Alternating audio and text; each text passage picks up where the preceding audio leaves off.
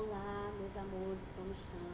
Eu sou a professora Loisa Xavier e hoje a gente vai estudar um pouquinho sobre as doenças do sistema respiratório.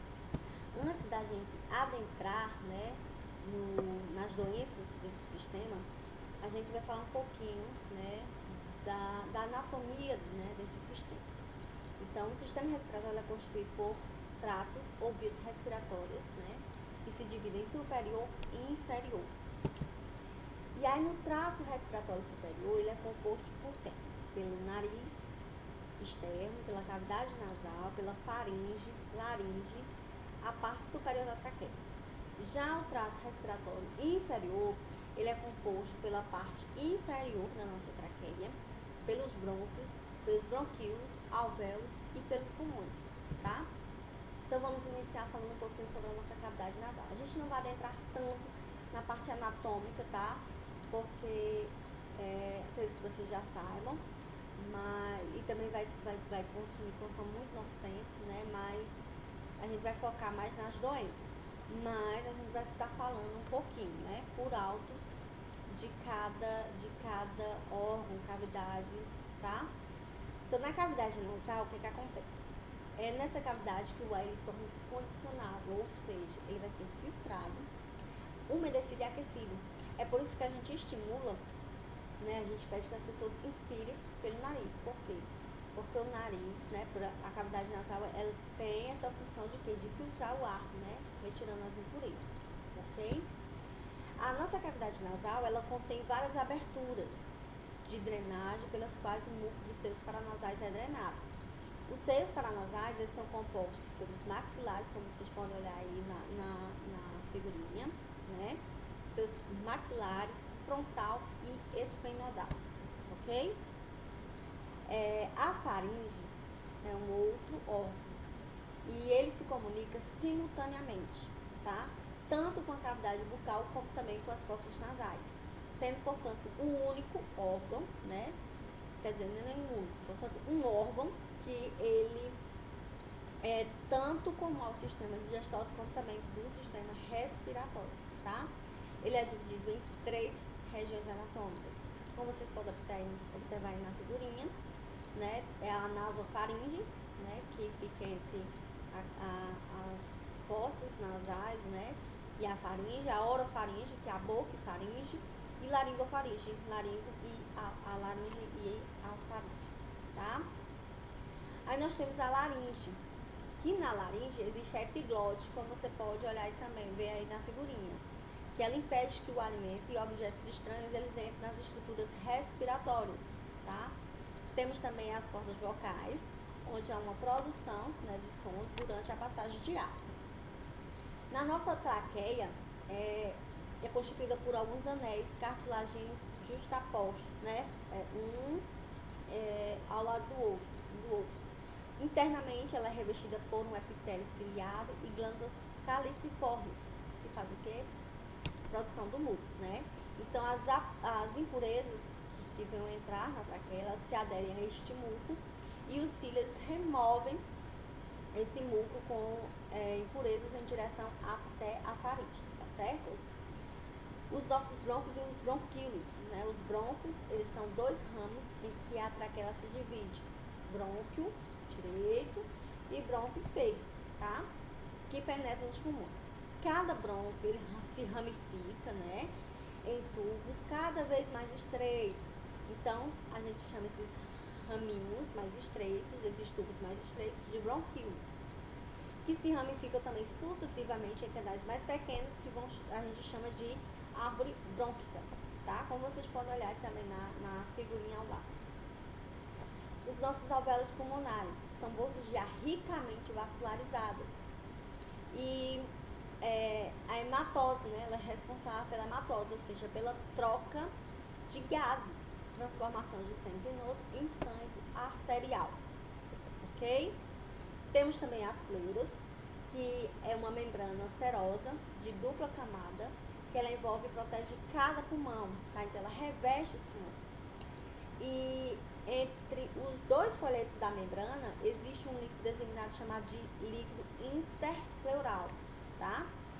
Esse líquido, ele reduz o atrito entre as túnicas permitindo que elas se deslizem facilmente, tá? Uma sobre a outra, durante a respiração. E quais são? Elas são divididas em dois tipos de pleura. Pleura visceral, tem duas camadas, né? Uma camada é a pleura visceral e a outra camada é a pleura parietal, como a gente também pode olhar aí na figurinha. E aí a gente já vai começando a dar início, né, ao processo, né, antes da gente chegar na parte das doenças, vamos ver o processo de como acontece a nossa respiração, a ventilação e tudo mais. A gente já teve uma aula no Sinais Vitais sobre respiração, e eu falei bem, né, sobre a questão da ventilação, respiração, mas a gente vai estar dando uma revisada aqui, tá? Ventilação é o movimento do ar nas vias aéreas, e desse movimento o ar, né, entra para dentro e para fora dos pulmões. O diafragma e os músculos intercostais, eles trabalham, né, nesse processo, tá? E aí vocês lembram que eu falei na parte de respiração, né, que quando a gente inspira, né, quando a entrada do ar, o nosso diafragma faz o quê? Ele se contrai, né, movendo-se para baixo, né, e ele se expande para que entre uma maior quantidade de ar. Já quando é na expiração, o nosso diafragma ele vai relaxar e vai se mover para cima para ajudar na expulsão desse ar contaminado ou, digamos assim, contendo CO2, tá? E aqui nós temos a nossa respiração. Então, é o processo pelo qual um organismo vivo ele faz uma troca, né, de O2 por CO2 com o seu meio ambiente, tá? Então, a atmosfera que entra no sangue vai para as células, e aí as células transportam, né, se transportam através das hemácias.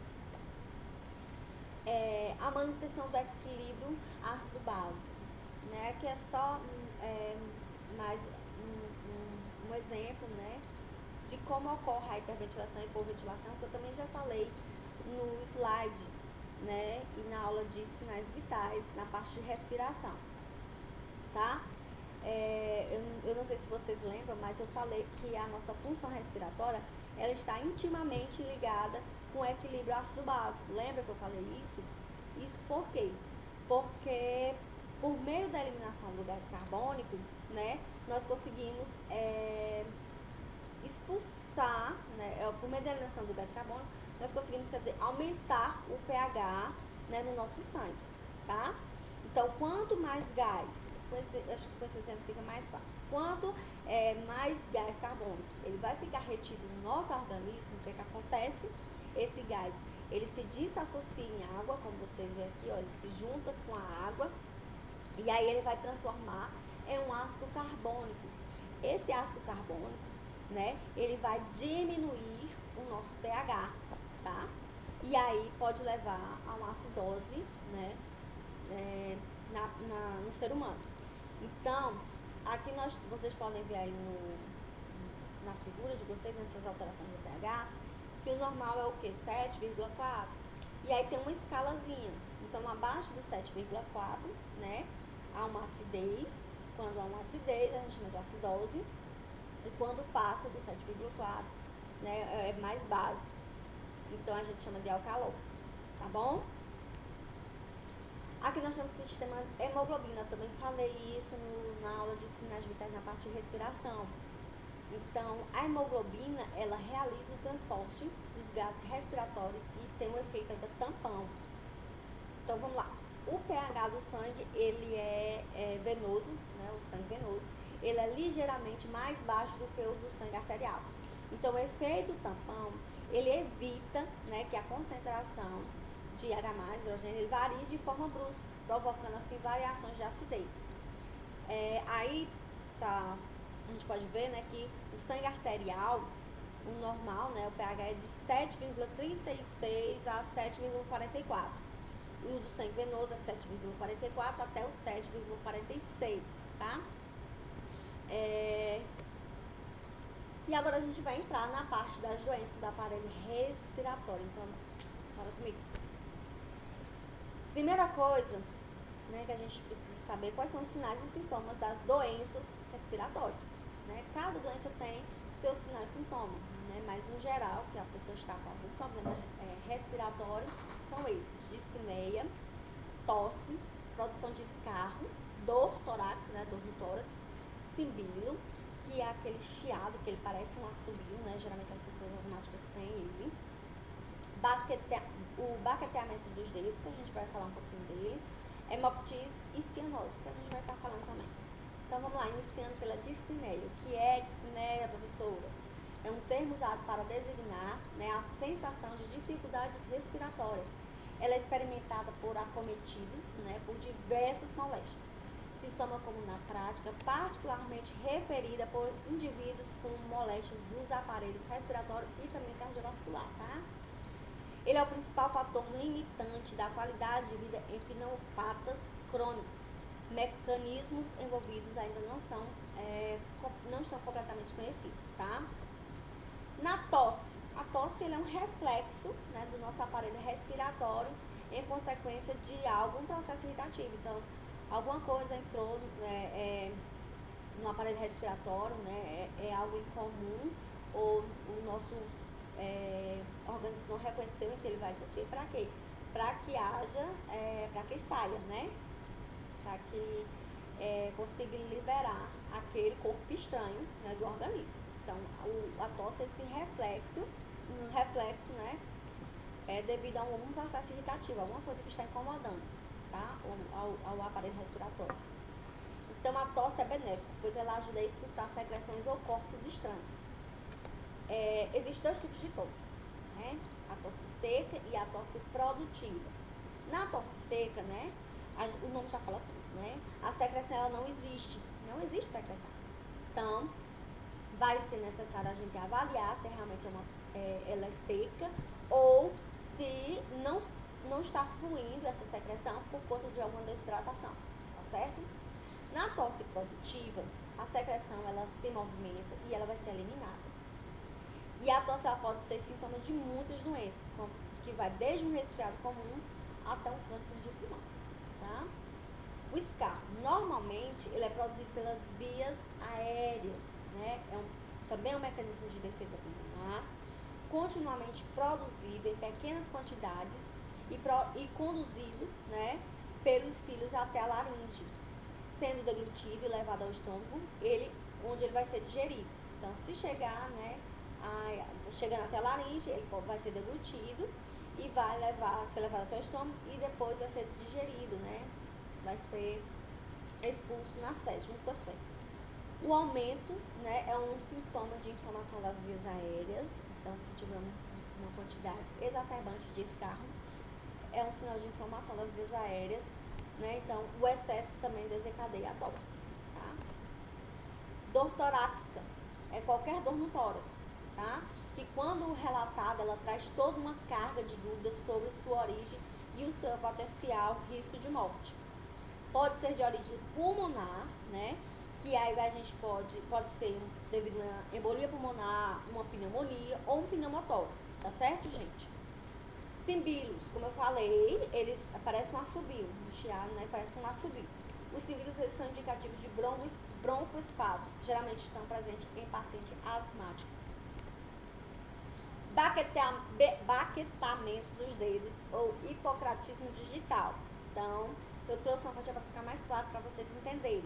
Esse é um sinal que ele é caracterizado pela hipertrofia, né? Aumenta uma certa atrofia das falanges distais dos dedos e também das unhas, tá? Da mão, que vai estar associada a diversas doenças, né? A maioria dessas doenças são pulmonares ou cardíacas. Hemoptise, né? A hemoptise é a presença de sangue juntamente com a secreção brônquica. Ela pode ser de sangue vivo, espumoso ou mucoso. Então, a hemoptise é o quê? É uma expectoração de sangue que pode proveniente do pulmão, da traqueia ou ainda dos brônquios, tá? Cianose é uma coloração arroxeada das extremidades, né, tanto dos dedos das mãos como também dos pés. E ao redor da boca também pode ocorrer.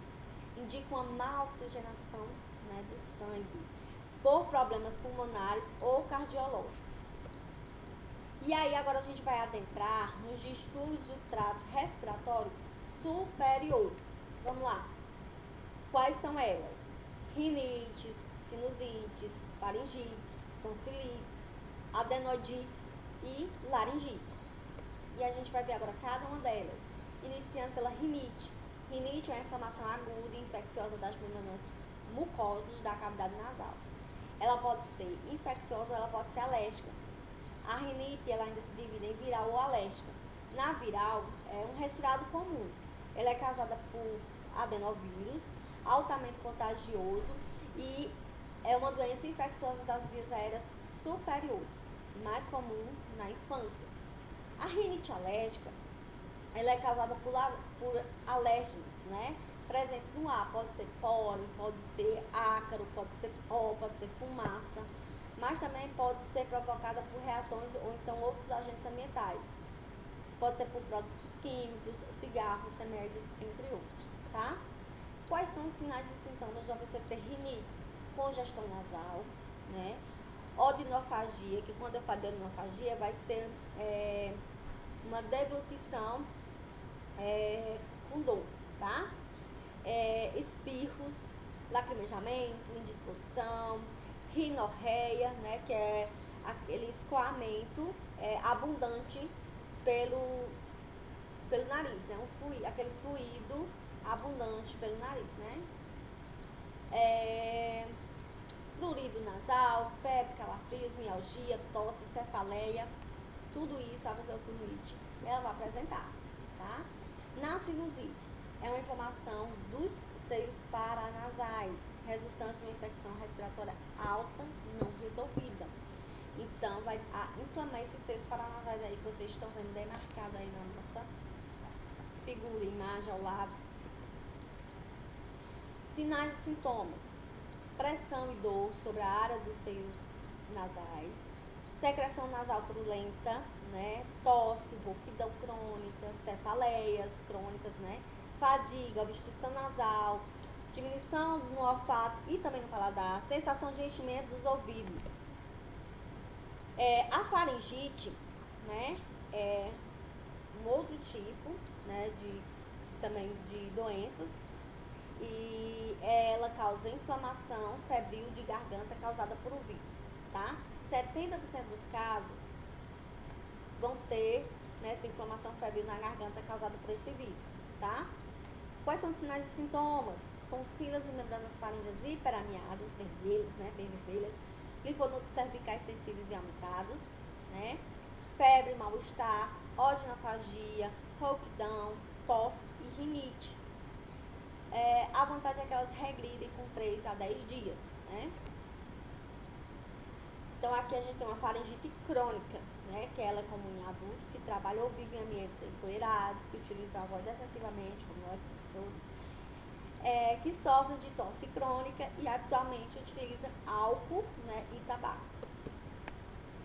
Aí nós temos a amigdalite, né, ou tonsilite, que são infecções aonde? Nas tonsilas. Geralmente elas são provocadas por estreptococcus do grupo A, tá? Quais são os sinais e sintomas, professora? Odinofagia, febre, rouquidão e disfasia, que é a dificuldade de deglutir, tá? Adenoidite, são infecções nas adenoides, né? Frequentemente acompanhadas de tonsilite, certo? Os sinais e sintomas: respiração pela boca, né? Otalgia, que é uma dor na orelha, nos ouvidos, né? Secreção auditiva, resfriados frequentes, bronquite, respiração fética, comprometimento da voz, respiração ruidosa e obstrução nasal. A infecção ela pode evoluir para uma otite média aguda, né? E ruptura espontânea do tímpano, provocando assim a mastoidite aguda, e no processo crônico pode provocar até mesmo a surdez permanente. Aí nós temos a laringite, que é uma inflamação da laringe, o uso abusivo da voz ou por exposição à poeira, produtos químicos, fumaça, ou como parte de uma infecção do trato respiratório superior, tá? A causa quase sempre da laringite ela é viral. O início da infecção ela pode estar associado, né, com exposição súbita às alterações da temperatura, como também por deficiências dietéticas, né? desnutrição e falta também da imunidade. Ele é muito comum no inverno, então facilmente transmitido. Sinais e sintomas: só vai estar rouca, né, afonia, né, ou então nem conseguir falar, né, afônica, e pode ter tosse intensa. Quais são os cuidados de enfermagem nessas doenças do trato respiratório superior?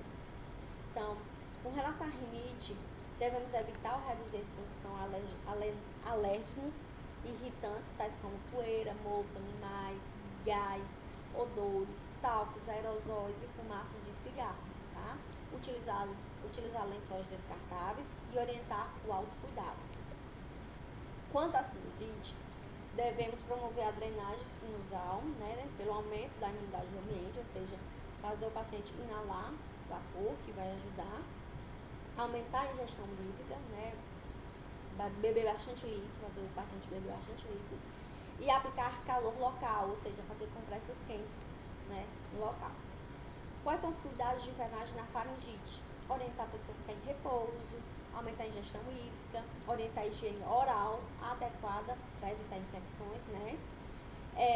Evitar poluentes ambientais e ocupacionais, evitar álcool, tabaco, tabagismo passivo e exposição ao frio, evitar contatos no período febril, examinar a pele quanto a exantema, pois a faringite ela pode preceder algumas doenças transmissíveis, orientar o gargarejo com soluções salinas aquecidas, né, no caso se for uma laringite, né, aquecidos, utilizar pastilhas, repousar a voz, manter o ambiente umidificado, hemoptise, respiração ruidosa, odinofagia, que impede deglutição, rouquidão persistente, mesmo com repouso, vocês têm que avisar ao médico, beleza? Agora, com relação à tonsilite e adenodite, né, o que nós devemos fazer? Administrar anestésico tópico conforme a prescrição médica, realizar irrigações na garganta, uso frequente de gargarejos, utilizando soluções salinas a uma temperatura de mais ou menos 40,6 a 43,3 graus Celsius. Orientando o paciente a gargarejar a cada 1 ou 2 horas ao longo, né, de 24 até 36 horas, tá bom?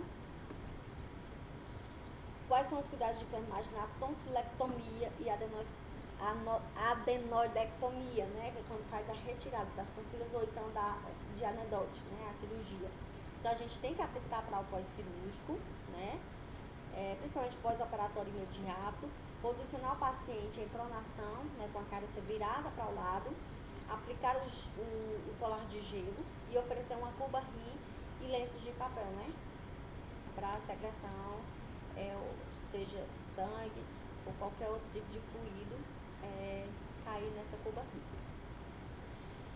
Oferecer água e pequenos pedaços de gelo para o paciente na ausência, né, de sangramento. Orientar o paciente a evitar falar muito e a tossir. Orientar dieta líquida ou semilíquida, né? E fazer uso, né, de picolé, gelatina, tentar comer essas coisas mais geladas. Evitar alimentos condimentados ou ácidos, como leite e seus derivados, porque eles podem aumentar a quantidade de muco, tá, gente? Aqui tem até uma fotinha aí do lado, né, da adenoide, né, retirada, e das amígdalas também, a direita e a esquerda.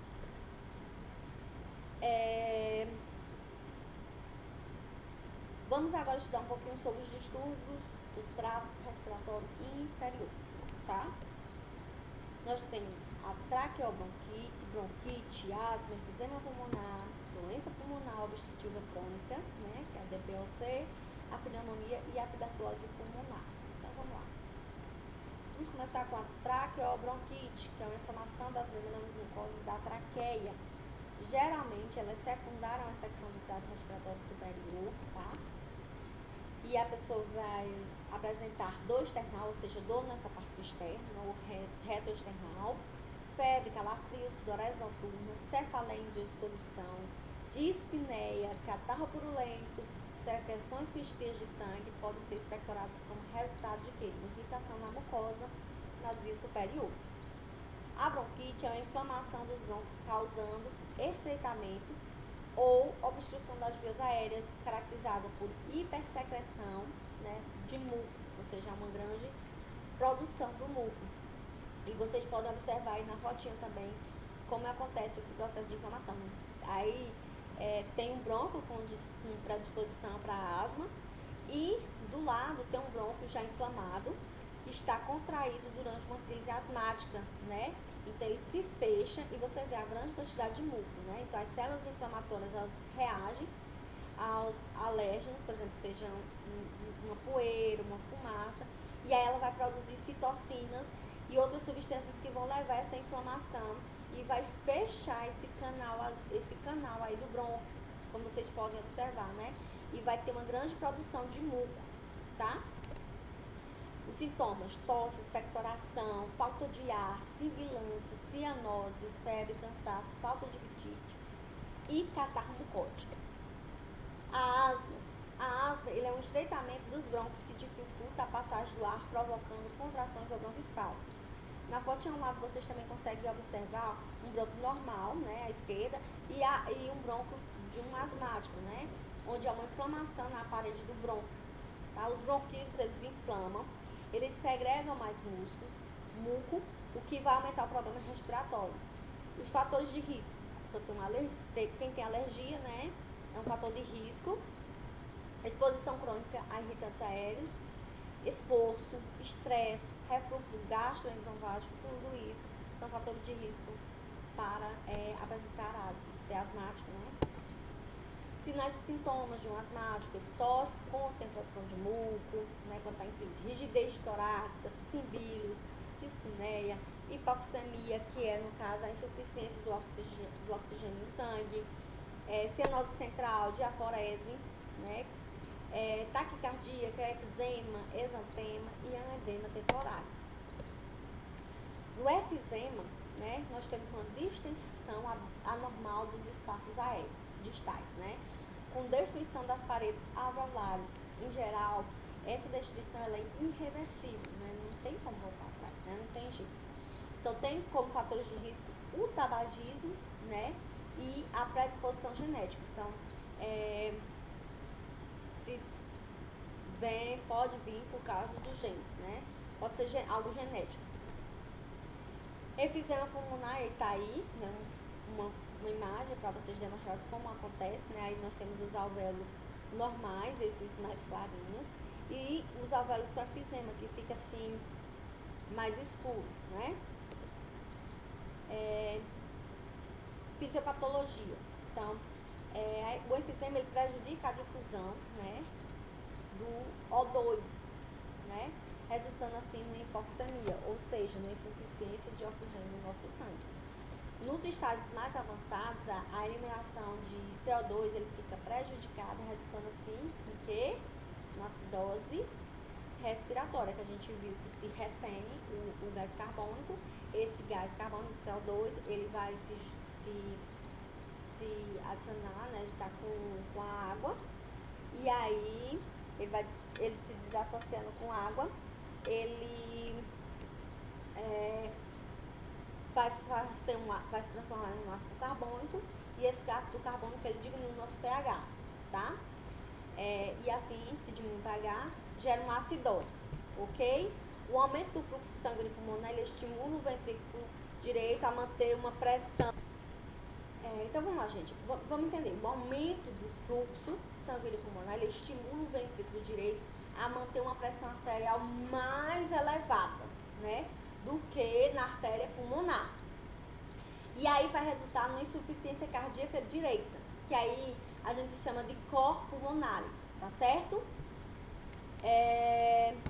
O cor pulmonar, né, eu vou botar aqui para vocês visualizarem melhor, é o aumento do ventrículo direito secundário, é uma doença pulmonar que causa hipertensão pulmonar, excluindo-se as dilatações do ventrículo direito secundárias, a falência de ventrículo esquerdo, tais como causadas por doenças congênitas ou doença valvular adquirida.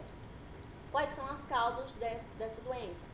Resultado de uma embolização pulmonar maciça, exacerbação infecciosa aguda reversível, né, de um corpo pulmonar crônico, em um paciente com doença pulmonar durante uma infecção respiratória, tá?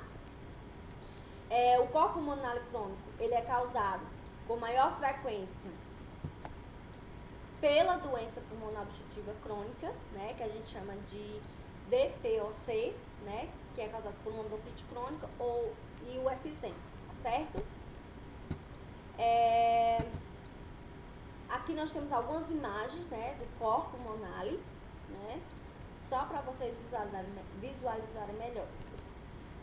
Sinais e sintomas: você vai ter aumento de dispneia ao esforço, né, tórax de barril, anorexia, febre, aumento da tosse, do escarro purulento, dos simbilos, perda de peso, fraqueza, inatividade, respiração com lábios semicerrados e o uso de músculos acessórios, tá? Doença pulmonar obstrutiva crônica, que é a DPOC. É uma obstrução do fluxo de ar e pode incluir doenças que causam obstrução, como o efizema e também a bronquite crônica, tá certo? A fisiopatologia da DPOC, a limitação do fluxo aéreo pode decorrer da diminuição da retração elástica, né, do parênquima pulmonar, hipersecreção de glândulas da mucosa, inflamação das vias aéreas, levando a ser uma metaplasia e o estreitamento da mesa. Então, a contração da musculatura lisa dos brônquios pode levar a uma obstrução das vias aéreas. E a hiperinsuflação, né, pulmonar, ela pode ocorrer decorrente da limitação ao fluxo aéreo e levar ao aumento do trabalho respiratório. Quais são os sinais e sintomas? Tosse, com ou sem muco, fadiga, muitas infecções respiratórias, deficiência respiratória, ou seja, dispneia, né, que se agrava com atividade leve, uma simples atividadezinha leve, a pessoa já vai ter dificuldade respiratória. E respiração ofegante. Na pneumonia, né, é uma inflamação do parênquima pulmonar causada por agentes infecciosos. Ela pode ser classificada em pneumonia adquirida na comunidade, pneumonia adquirida no hospital e pneumonia por aspiração. A adquirida na comunidade, ela é diagnosticada até as primeiras 48 horas de hospitalização, tá? A adquirida no hospital, ela é diagnosticada 48 horas após 48 horas que ela foi admitida, tá? E sem evidência de infecção no momento da internação, tá? Corticosteroides, quimioterapia, depressão, nutricional, antimicrobianos e ventilação mecânica prolongada. E aí nós temos a pneumonia por aspiração, que é um conteúdo gástrico, pode ser por conteúdo químico exógeno ou também por gases irritantes, certo? Qual é a fisiopatologia da pneumonia? Ela afeta a ventilação e a difusão. Então, uma reação inflamatória ela pode acontecer nos alvéolos, produzindo um exudado, né, que esse exudado vai interferir na difusão do oxigênio e do dióxido de carbono. Ocorre uma migração dos leucócitos, né, neutrófilos, para dentro dos alvéolos, ocupando o espaço do ar. Como vocês podem observar bem na imagem ao lado. Então, nós temos um alvéolo normal e um alvéolo com pneumonia, né, onde com pneumonia, como vocês viram aqui, houve uma migração dos leucócitos, né, os neutrófilos, para dentro dos alvéolos e ocupou todo o espaço do ar. Quais são os sinais e sintomas? Febre, dor torácica, tosse, taquipneia ou taquicardíaca, né, os dois, dispneia, ortopneia, inapetência, né, que é a falta de apetite, sudorese, redução na perfusão periférica e utilização dos músculos acessórios na respiração. Tuberculose, né, ela é uma doença infecciosa que ela afeta basicamente o parênquima pulmonar, mas ela pode ser transmitida para as meninges, para os rins, para os ossos e linfonodos, que é aí quando ela ocorre fora do pulmão, né, em outros órgãos, a gente chama de tuberculose extrapulmonar. O agente infeccioso é o Mycobacterium tuberculose, né, mas ele também tem outros agentes infecciosos, como o Mycobacterium bovis e o Mycobacterium avium, tá? Quais são os fatores de risco? Pobreza, desnutrição, aglomeração, né, de pessoas, habitação precária, inadequado cuidado de saúde, imunodeficiência, né, ou ter HIV. Tudo isso são fatores de risco para ter uma tuberculose, tá? E aqui é só uma imagem demonstrando, né, o que ocorre, né, quando a gente vê no raio-x uma pessoa com tuberculose. Quais são os sinais e sintomas? Febre baixa, tosse improdutiva, né, expectoração de catarro, muco purulento, sudorese noturna, fadiga, anorexia, perda de peso, desnutrição e hemoptise, tá? Aqui é quando a gente faz um exame, né, do escarro, uma pessoa que tem tuberculose, a gente faz a baciloscopia do escarro. E aí, no microscópio, né, se tiver tipo essas lombriguinhas, esses tracinhos aí meio arroxeados, é porque deu positivo, a pessoa está com tuberculose, né? Quais são os cuidados de enfermagem no trato respiratório inferior? Vamos lá. Promover a cessação do tabagismo, então fazer com que o nosso paciente pare de fumar, né? Encorajar isso, ajudar ele a parar de fumar, explicando os riscos do tabagismo. Melhorar a troca gasosa, como? Monitorizando a gravidade dos sintomas, dos sons respiratórios, da oximetria de pulso e também dos sinais vitais. Administrar broncodilatadores e corticosteroides, né, conforme a prescrição médica. Melhorar a permeabilidade das vias aéreas, realizar fisioterapia torácica, drenagem postural e tamponagem para o desprendimento e mobilização das secreções, aumentar a ingestão hídrica para fluidificar as secreções, né? Então a gente vai promover a modificação do ambiente, inalação de vapor para fluidificar as secreções e aliviar a irritação traqueobronca. Estimular a respiração profunda e a tosse, né? Ajudando no procedimento de intubação em caso de insuficiência respiratória aguda, mantendo o paciente e a família informados sobre todos os procedimentos. Prevenir infecções broncopulmonares, orientar o paciente a relatar sinais de infecções como febre, alterações nas características e na quantidade do escarro, né? Aumento da rigidez do tórax e também da dispneia e fadiga. Vamos investigar as reações alérgicas a medicamentos, então a gente pergunta se ele tem alguma alergia a algum medicamento ou algum outro componente, identificar medicamentos em uso atual pelo paciente e encorajar o paciente a se imunizar, né, contra a gripe e também contra a pneumonia. Promover o repouso, né, evitando o esforço excessivo do paciente e orientar uma posição confortável. Geralmente a gente pega semi-fold, né? Monitorizar e tratar complicações potenciais, monitorizar quantas alterações cognitivas, aumento de dispneia, taquipneia e taquicardia, monitorizar a oximetria de pulso e administrar o oxigênio suplementar, né, caso seja necessário, desnutrição, efeitos colaterais de medicamentos, agentes quimioterápicos, antituberculoses, disseminação da infecção por tuberculose. Então, tudo isso a gente vai estar monitorando. A gente ainda tem que promover a aderência ao regime terapêutico, então a gente vai sempre orientar o paciente quanto à importância do tratamento, para ele não deixar o tratamento e que não erradicar, não deixar o tratamento, e também na questão da transmissão da doença, de algumas doenças, caso ele deixe o tratamento.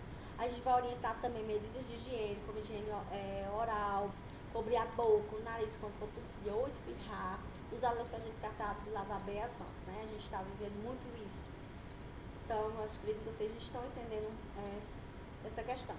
Promover o cuidado domiciliar e comunitário, ou seja, ensinar o autocuidado do paciente, encaminhar para o cuidado domiciliar, realizar a busca ativa no ambiente domiciliar e social para identificar outras pessoas que possam ter estado em contato com o paciente durante o estágio infeccioso. A gente vai ver outras complicações em um outro momento, tá? Porque senão vai ficar muita informação para vocês, né? E aí, eu já deixei os slides com vocês, deixei também alguns vídeos, né? E uma atividade para vocês sanarem as dúvidas de vocês, tá bom?